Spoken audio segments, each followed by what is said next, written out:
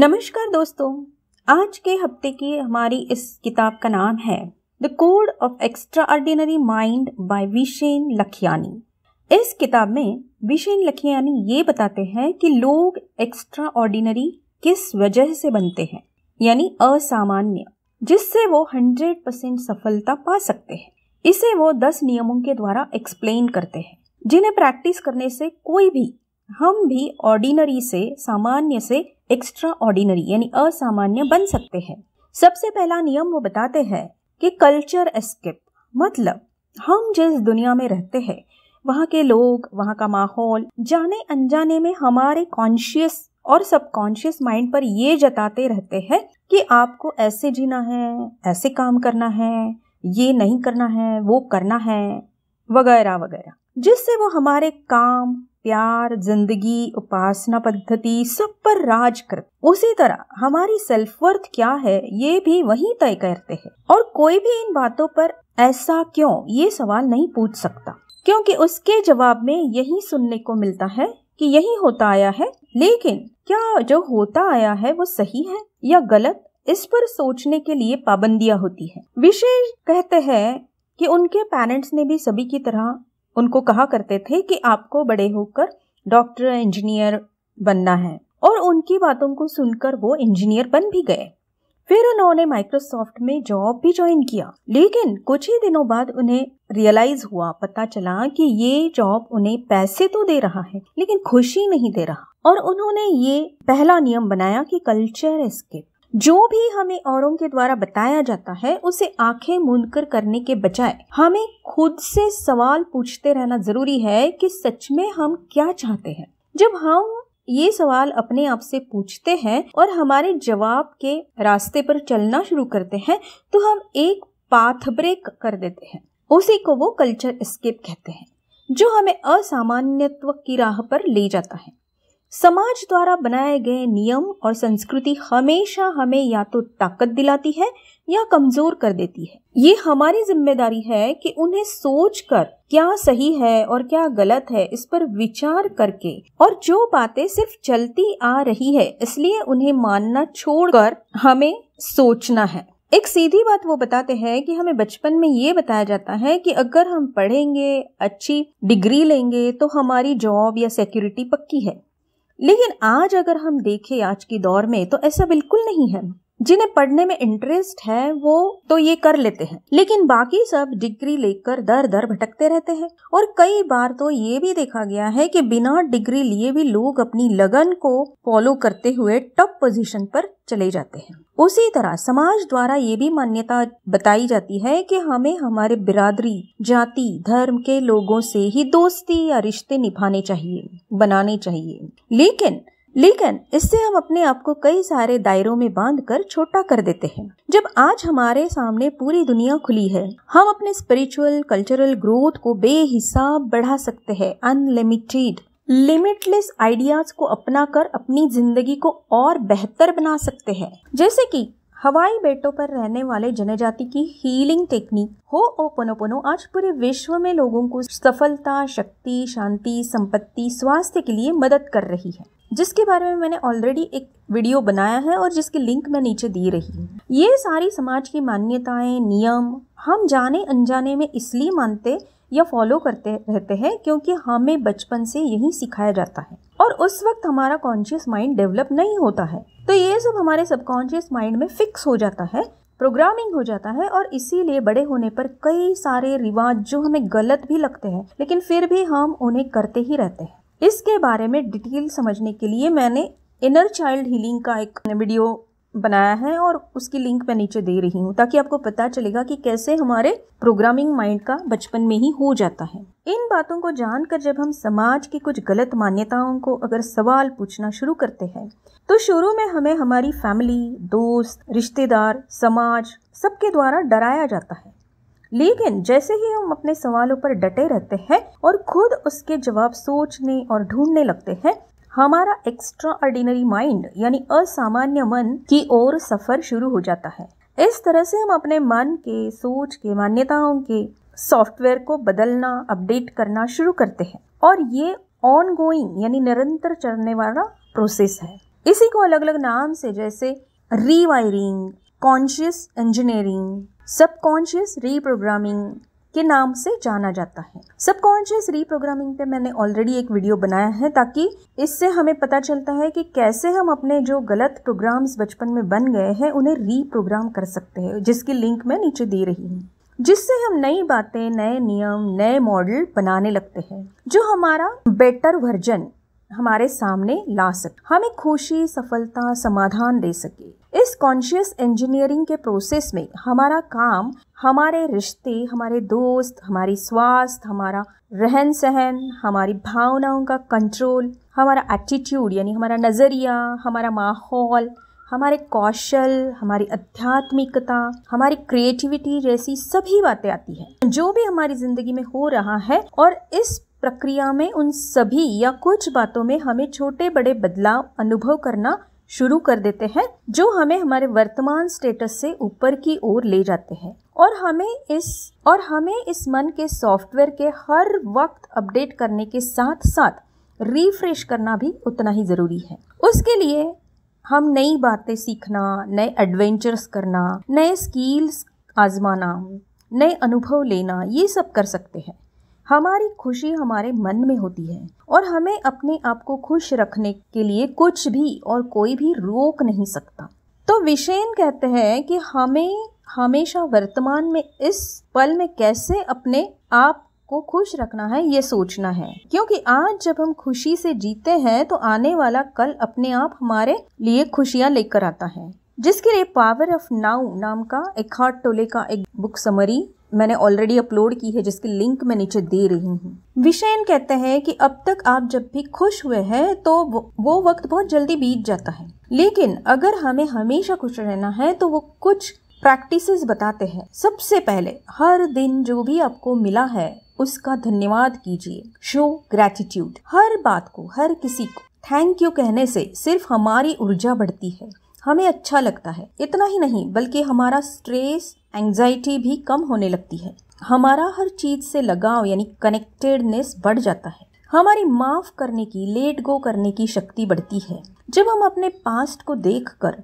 हमारे आज यानी वर्तमान को देखते हैं तो हमें ग्रैटिट्यूड की भावना होनी चाहिए कि कल हम जहाँ थे वहाँ से इतना ऊपर आज पहुँचे हैं। इसके लिए हमें ग्रैटिट्यूड जर्नल भी बनाना जरूरी है, जिसमें हम हर दिन 5 या 10 बातें लिख सकते हैं जिनके लिए हमें थैंक यू कहना है। इसी तरह हर रोज जिन पर हमें गुस्सा है, नाराज है, उन्हें माफ करने की प्रैक्टिस यानी फॉरगिवनेस भी हमारी खुशी को बढ़ाता है। तीसरी बात वो कहते हैं कि हमारे गोल्स, लक्ष्य को फिक्स करना और रोज थोड़ा थोड़ा उसके करीब जाने की कोशिश करना, जिससे हम अपने आप पर स्ट्रेस नहीं डालते हैं या प्रेशर नहीं डालते हैं कि आज मुझे इतना काम पूरा करना ही है, बल्कि हमें ये कहकर काम करना है कि आज मैं इस काम को शुरू करती हूँ, देखते हैं कितना होता है। तो अपने आप हम जितना करना है उससे कई ज्यादा कर लेते हैं। ये मेरा खुद का भी अनुभव रहा है। जब भी मैं ये सोचती हूँ कि आज इतना पूरा करना ही है तो स्ट्रेस आ जाता है और स्ट्रेस से फिर दिमाग थक जाता है। लेकिन जब मैं ये सोचकर शुरू करती हूँ कि देखे कितना होता है तो बिना स्ट्रेस के मैं थोड़ा ज़्यादा ही काम कर लेती हूँ।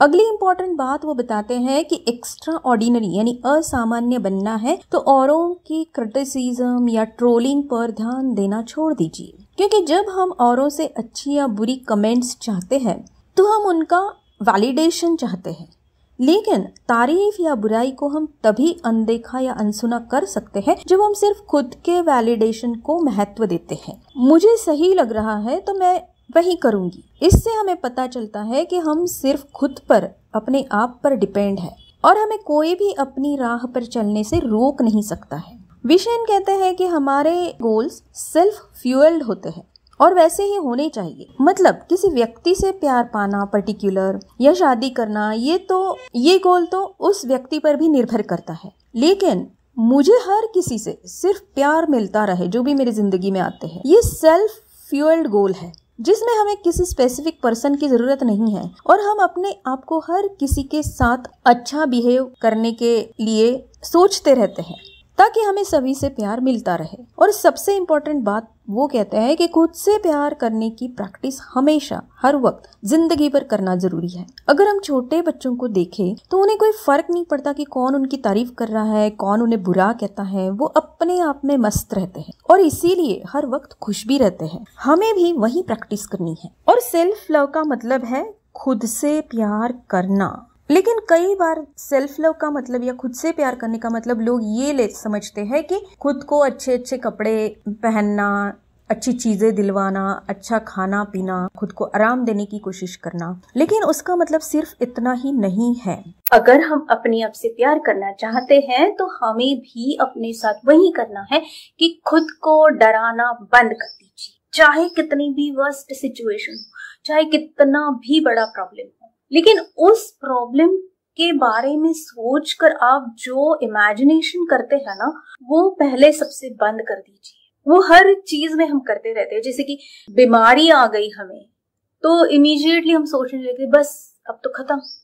दूसरी बात होती है कि हम रिश्तों में बहुत खुद को डराते हैं। उसी तरह हमसे कोई गलती हो जाती है काम करते वक्त भी, तो हम ही खुद को डराना शुरू कर देते हैं। कि सबसे पहले हमें खुद से डरावनी जो चीजें है ना, उनके बारे में सोचना बंद करना है। खुद को सुबह सुबह उठकर हर रोज ये बताना है कि आज मैं अपने आप को खुश रखने के लिए अपने आप से और किस तरह से क्या कर सकती हूँ जो मैं अपने आप से बहुत प्यार करूं, प्यार जताऊं अपने आप अपना। तो मैं अपने लिए क्या कर सकती। जब आप ये सवाल पूछना शुरू करते हैं ना, तो यूनिवर्स आपको बहुत सारे वेज एंड चीजें बताता है, अपनी दिखाता है कि कैसे आप अपने आप से प्यार कर सकते। आपको ढूंढना नहीं पड़ता कि मैंने क्या करना है अपने लिए ताकि मैं अपने आप से प्यार कर सकूं। तो ये भी एक नुस्खा आप अपना सकते हैं। हमें अपने आप को क्रिटिसाइज करना, यानी खुद के बारे में कोई भी बुरी बातें कहना सबसे पहले बंद करना है। जी हाँ दोस्त, क्योंकि आज तक हम ये सारी बातें कहते आए हैं कि मैं ऐसी ही हूँ, मैं वैसी ही हूँ, मेरा कुछ नहीं हो सकता, मेरा ये ठीक नहीं है, मेरा वो ठीक नहीं है। लेकिन उससे कोई बदलाव तो आया नहीं हमारी जिंदगी में। उल्टा ये सारा जो नेगेटिव हम बोल रहे हैं ना, वो बढ़ता ही गया। तो इसका मतलब है कि अगर हम बदलाव चाहते हैं तो हमें इसे पूरी तरह स्टॉप करना पड़ेगा। क्योंकि जब हम खुद को क्रिटिसाइज करना बंद करते हैं ना, अपने आप हमारा औरों को क्रिटिसाइज करना भी बंद हो जाता है। खुद के साथ पेशेंटली और दयालुता से पेश आए। जब भी हम कोई नई बात सीखना शुरू कर देते हैं ना, तो थोड़ा देर तो लगती ही है। और जब आपने अभी खुद से प्यार करना सीखना शुरू किया है, तो जाहिर है कि आपको कुछ देर लगेगी इसमें। ऐसा नहीं कि आज आपने कोई बात सीखना शुरू कर दी और कल आपको आ गई। खुद के साथ भी बहुत पेशेंटली काम करना है कि चलो आज इतना हुआ, कल इससे ज्यादा। खुद के साथ दयालुता भी दिखानी है, क्योंकि जब भी हम कोई नई चीज सीखना शुरू करते हैं तो सबसे पहले तो अंदर से रेजिस्टेंस क्रिएट होता है। रेजिस्टेंस का मतलब है विरोध, अंतर विरोध। जब खुद से प्यार करना है तो हमें बहुत काइंडली और पेशेंटली खुद के साथ बिहेव करना पड़ेगा। खुद को सपोर्ट कीजिए। जब भी आपके साथ कुछ बुरा होगा या आपसे कोई गलती होगी या आपको कोई दुख देगा, तो खुद अपना सपोर्ट कीजिए। आपको पता होगा कि आपके अच्छे दोस्त या जिनसे आप बहुत प्यार करते हैं, अगर वो दुखी है, उन्हें कुछ प्रॉब्लम हो गई, तो आप इमीडिएटली उनको सपोर्ट करने चले जाते हैं। आप उन्हें बहुत अच्छे से बात करते हैं या उन्हें वो सारी बातें बताते हैं जो उन्हें उस ट्रॉमा से, उस प्रॉब्लम से बाहर निकाले, उस दिमागी हालत से बाहर निकाले। उस तरह से आप उनका सपोर्ट करते हैं। तो खुद का भी सपोर्ट करना बहुत जरूरी। तो हमेशा अपने आप को सपोर्ट कीजिए। पहले तो अपने आप को एक्सेप्ट करना पड़ेगा आप जैसे हैं, क्योंकि हम जो भी है ना, वो हमारे ही थॉट्स, इमोशंस का नतीजा है। ये किसी ने हम पे सिर्फ थोपा नहीं है कि तुम ऐसे हो जाओ। ये हमारी ही थॉट्स है, हमारी ही सोच है, हमारे ही इमोशंस। तो जब ये बात हम एक्सेप्ट करते हैं कि मैं जैसी हूँ वैसी अपने आप को एक्सेप्ट करती हूँ, तो अपने आप चेंज आना शुरू हो जाता है। या उस चेंज के लिए जो करेज चाहिए, जो उत्साह चाहिए, जो चीजें चाहिए, वो हमेशा अपने आप अपने पास आनी शुरू हो जाती है। ये बहुत इंपॉर्टेंट। तो ये बहुत जरूरी है खुद के लिए, खुद का आत्मसम्मान बढ़ाने के लिए, खुद को एक पॉजिटिव चेंजेस की तरफ ले जाने के लिए। इस तरीके से इन सारी बातों को प्रैक्टिस करने से हर कोई एक्स्ट्रा ऑर्डिनरी माइंड यानी असामान्य मन को पाकर एक एक्स्ट्रा ऑर्डिनरी असामान्य जिंदगी को जी सकता है। बस हमें औरों की बातें सुनकर अपने आप को पीछे हटना छोड़ देना है और अपनी चुनी हुई बातों पर डटकर आगे बढ़ते रहना जरूरी है। तो चलिए दोस्तों, आज से ही हम इन सारी बातों को जो विशेन लखियानी ने इस किताब में बताई है एक एक करके प्रैक्टिस करना शुरू करते हैं और जितना जल्दी और ज्यादा हो सके हमारी ऑर्डिनरी से एक्स्ट्रा ऑर्डिनरी तक की जर्नी को तेज कर देते हैं। हमेशा की तरह अगर आपको ये वीडियो अच्छा लगा है तो लाइक कीजिए, अपने नियर एंड डियर वन के साथ शेयर कीजिए और आपको अगर कुछ बताना है, पूछना है तो कमेंट्स में जरूर लिखिएगा, मुझे बड़ी खुशी होगी। धन्यवाद।